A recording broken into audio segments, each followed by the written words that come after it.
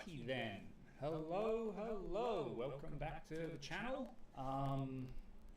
Good to be back. Ready to continue this playthrough again. Should be pretty good. I've thought about it at length about where I need to go in order to achieve the goals I need to. Otherwise, I did have a little bit of a disaster last night. So when I was running my test to figure out what the audio problem was from my last stream, I discovered it was all running through my webcam, not my actual microphone. So I've done a bit of troubleshooting and I fixed that. But that's not the disaster I was talking about. Last night I had a little bit of an accident with my green screen and my monitor, and 9 o'clock this morning I now have a new monitor. Slightly better than the one that I had previously. RIP to that one. A little bit tragic. Might try and get it fixed if I can. So that's some interesting news that I'd like to share. I've also posted up a poll on my channel.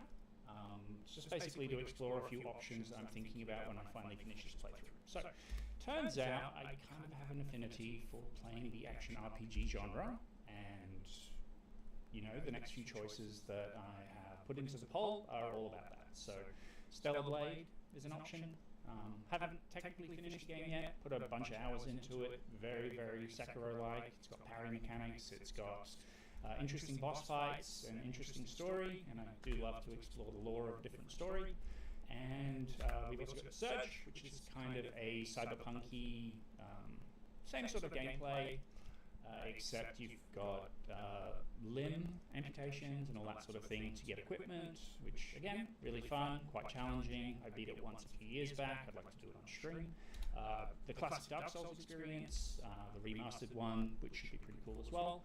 And then finally, I think Neo 2 was the other one. I know the third game has just come out, but I still technically haven't finished the second one. So I've got 4 different options there that I'm exploring. Stellar Blade is probably going to be the one that I'll pick, because I do want to do a full playthrough and finish it on stream.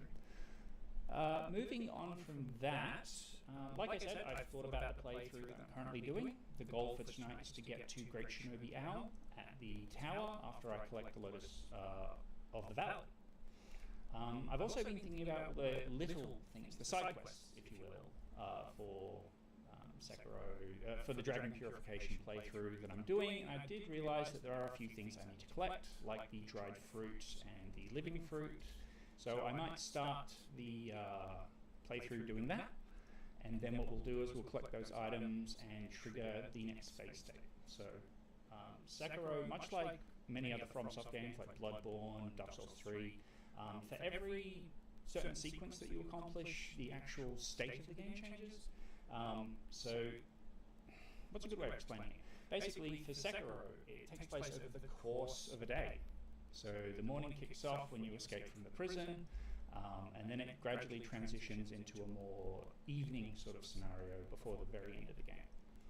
At this point, we've just finished the morning sequence of the game, and after we collect the Lotus, it should trigger a transition to the midday, which changes locations, enemies in different areas, and all of that sort of stuff. So there'll be a bunch of mini-bosses I'll get to fight.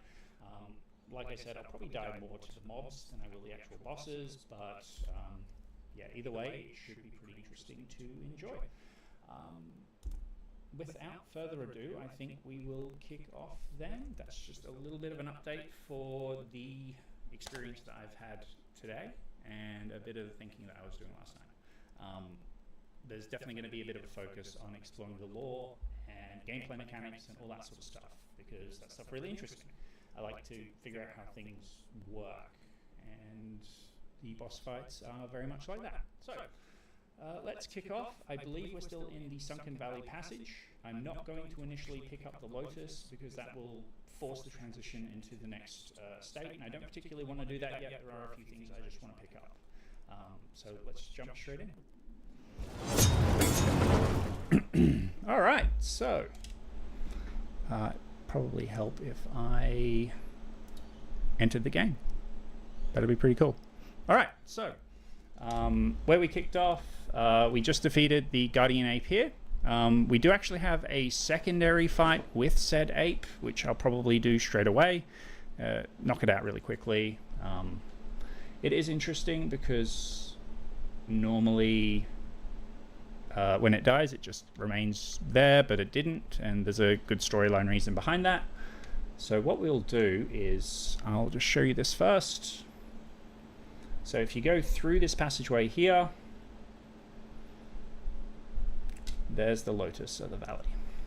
And like I said, I don't want to pick it up straight away because it will trigger the next part of the game. First thing we're going to do is show off the puppeteer mechanic, grab ourselves the dried fruit, and we'll go from there. So we need to return to the bottom of the valley and head down into the poison swamp. And it wouldn't be a Miyazaki game if we didn't actually have a poison swamp. Every game that he's made has done it. So let's travel. We're going to head back to the Bottom Vista Valley, and I'll show you where the next part goes.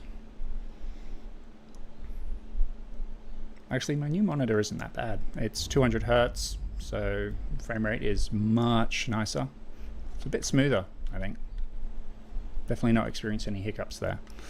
Alright, so the old lady is here. She told us about making the monkey dance, so that's our next journey, is all the way down there. So we're going to aim for that branch there, and we're going to work our way around to the side there. Let's just disable that because we're not going to need it, and let's do this. Yeet. Alright, so let's work our way down. Okay, so as you can see, giant poison swamp. There's an item over there and over there. I don't think they're important. I'm trying to remember a playthrough in which I did actually bother collecting those items. But we will head this way. But one thing we will do is we'll head over to our ninjutsu, and we will select the puppeteer ninjutsu. So basically, once you backstab an opponent, you have the ability to control them. And basically, the AI has a certain number of actions that it can take while in this state. And there are two different sequences where this is really, really important to get the dragon purification ending. The first one you'll see in just a minute, and the second one I'll do just after, because we get to return to Senpo Temple. We'll have a chat with Yokar-san. Actually, yeah, we'll have a chat with Yokar-san there, and then we'll show how we do that. And I'm getting small hiccups with freezing. Interesting. I'm going to have to look into that later. Alright, so Puppeteer Ninjutsu. So we'll head over this way, loop our way across. So we want to head over this way. Let's jump through the poison swamp. Yeah.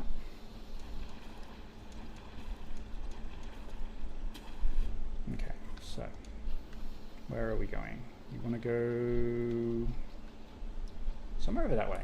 Ah, crap, not you.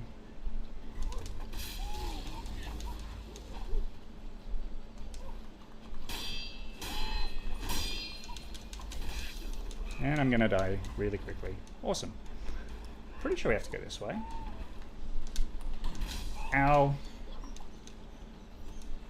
Let's grab this. Okay, we don't need to go that way. Is it that way? No. Ow. Ow. This is going well. Okay.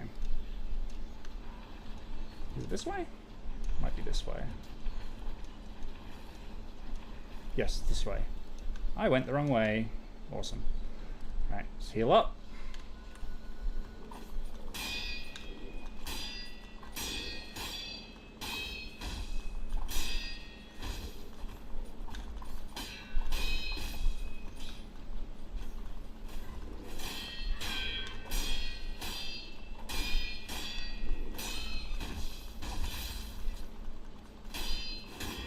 There we go.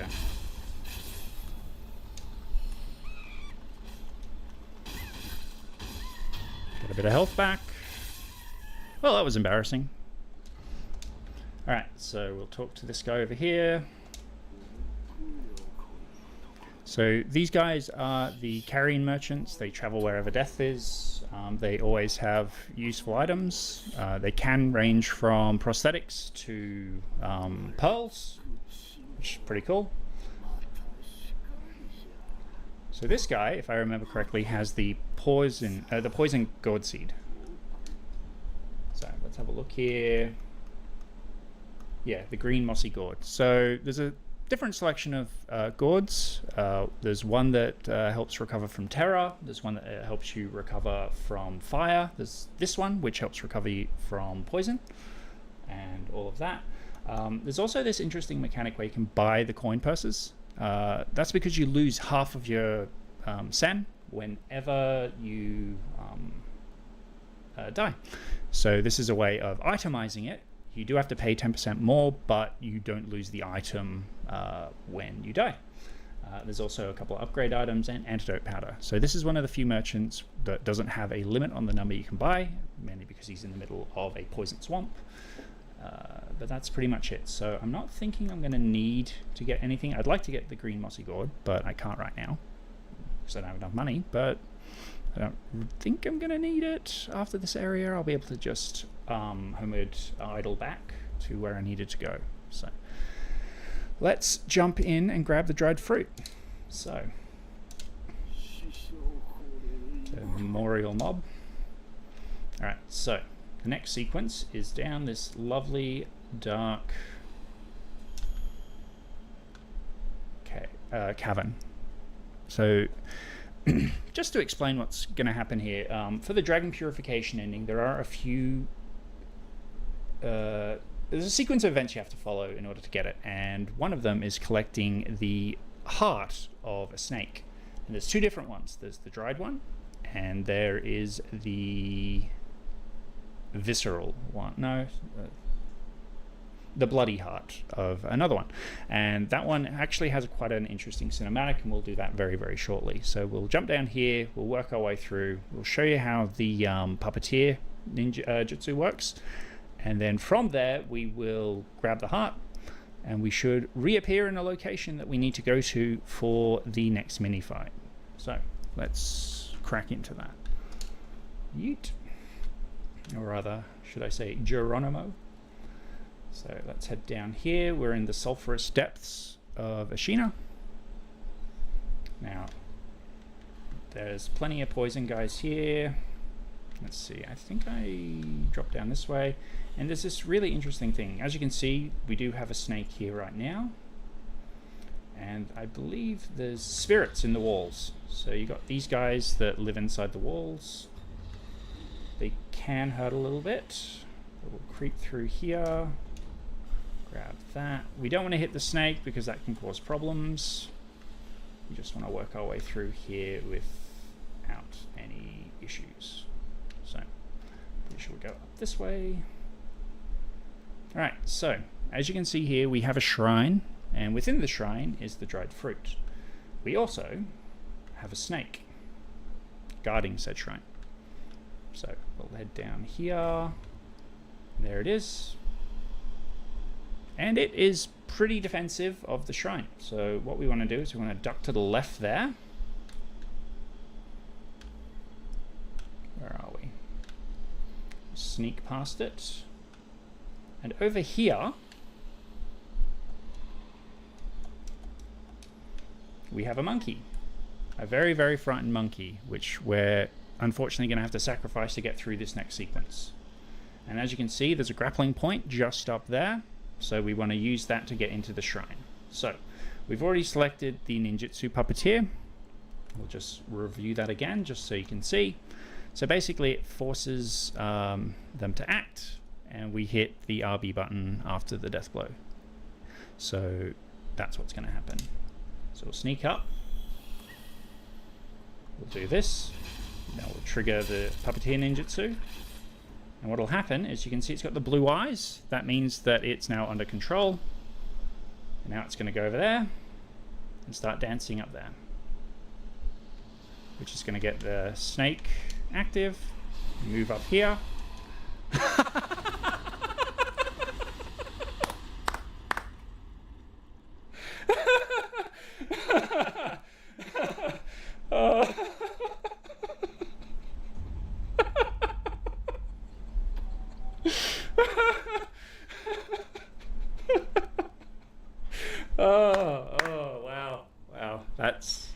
was pretty funny. That was good. That was good. I did not plan on that happening. Oh god. All right, let's run back down and do it again. That was embarrassing. And that was more embarrassing. Hooray! Let's heal up and try that again.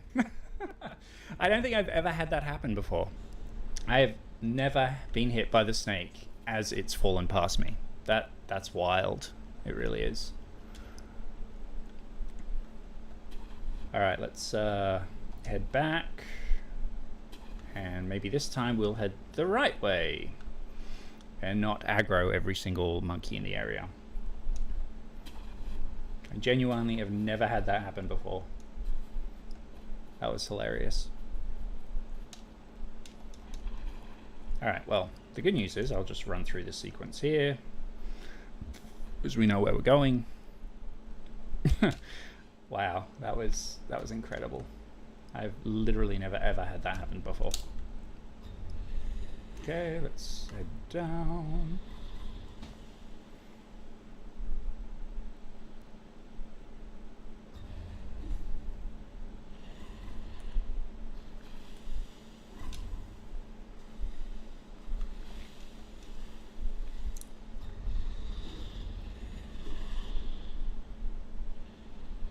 It's all right. We'll get our vengeance against the snake pretty soon, but right now we're just gonna do this again. I still can't get over that. That was ridiculous.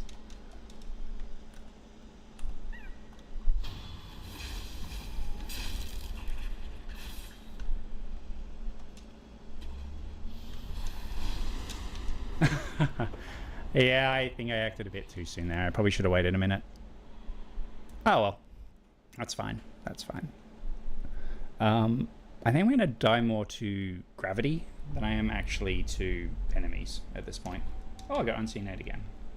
The game is being nice and not punishing me for it. So the unseen aid mechanic exists so that based on how you're playing the game, it doesn't want to punish you all the time. I think there's like a 5 or 10% chance of that triggering, and I've had that trigger twice. So I think the game is being merciful with me, which, I mean, deserved. So let's head back down and get going for this. Let's not fail a third time. That would be super cool. All right, let's get through. Work our way down. Try not to embarrass myself again. Should be also really quite cool.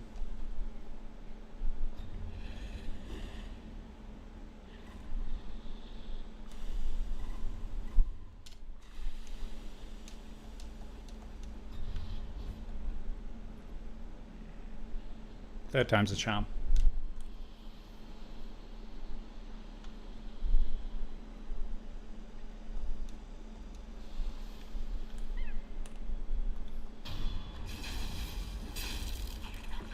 How about this time we give the snake a chance to act on the distraction?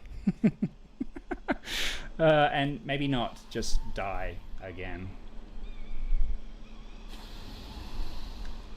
There we go. Alright, so we'll get in here.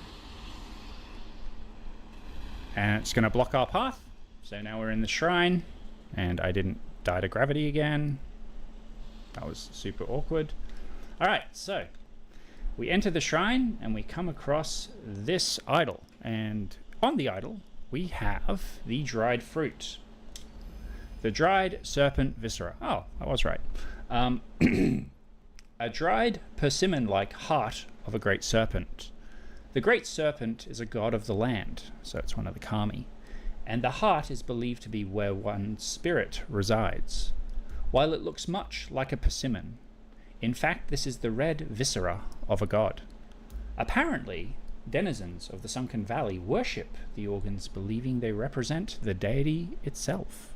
So that's the first of the two that we require, and in a minute we are going to return to Senpo Temple and get our vengeance on the snake. So let's check that out. So you might be thinking, how do we get out? Because there's a snake blocking the pathway there. If you look up, there is a grapple point which leads us to a boss fight. So we'll drop down here, grab this item. Now, from here we head up. Oop. We head up again. And we're here. The Ashina Depths. So, those of you who watch my previous videos know that we traveled through the depths in order to reach... what are we reaching? In order to reach Mibu Village. And we came through here and we fought one of the Snake Eyes. And yeah. So now we're back, and for those of you who did watch the previous video, you can see that there's been a bit of damage that has come through this small encampment. And there's a very good reason for it, and a boss fight at the end of it. And it is kind of going to be a repeat of what we've already seen. But, so we'll get ready for that now. We're just going to re-equip the spear. We're going to heal up.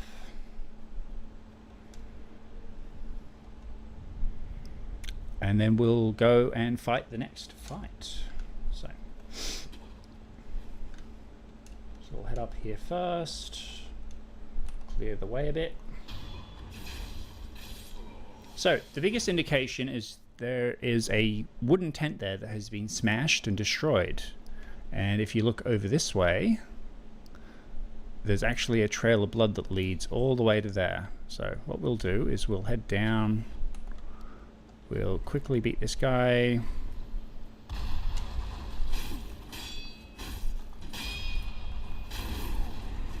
Ow. We'll quickly move to get out of the way. Alright, so we'll head down this way. And here is the big change. So previously, when we went down this pathway to Mibu Village, there was no blood, there was no damage or anything like that. But now, there is one of the Snake Clan, the Orochi, wounded. So we'll head over here, we'll have a chat.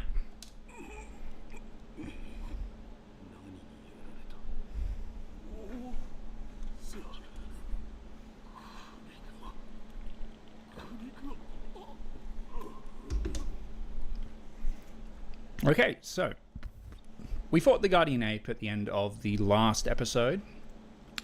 We won somehow on the first try. And like I said before, the body didn't just linger there. It disappeared. And then we heard the roar of a second one, a very distraught one. The Guardian Ape then escaped and found its way all the way through to Ashina Depths, where, if we look around the side here, you can see it there, wounded but alive. And that's because it's got that centipede inside, which is sustaining its life. So, as you can see, this arena is much smaller.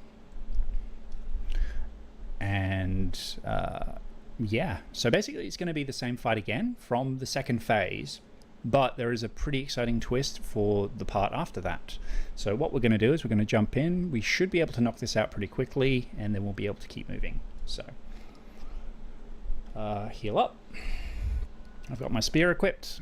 Let's do this.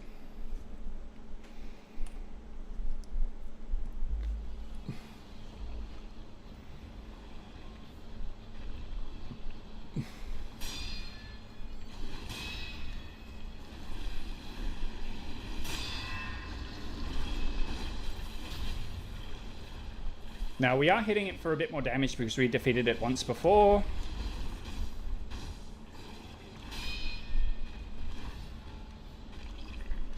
Oh, oh no, oh no. Okay, so that's the terror mechanic.